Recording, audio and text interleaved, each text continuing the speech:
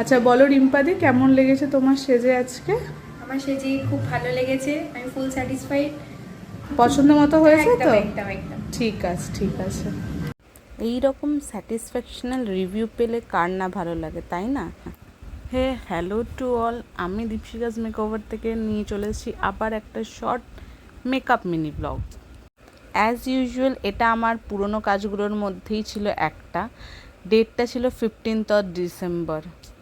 প্রত্যেকটা মেকআপ আর্টিস্টের কাছেই এটা কতটা একটা ভাইটাল দিন সেটা সবাই জানে, আমাকে আলাদা করে বলার কিছু নেই।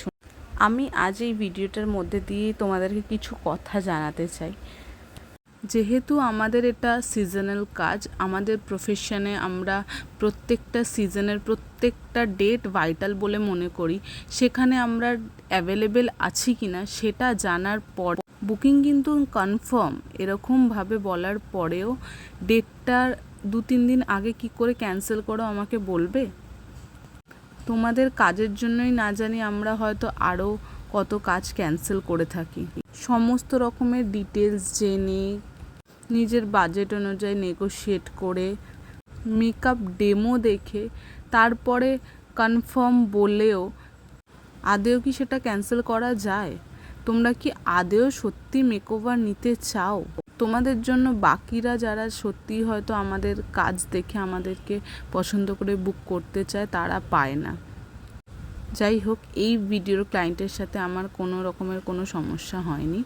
ইনি ভীষণই সুইট একজন মানুষ, ভীষণ রকমভাবে পাংচুয়াল। যে টাইম দেওয়া হয়েছিল ওনাকে উনি এক্স্যাক্ট সেই টাইমেই বসেছিলেন।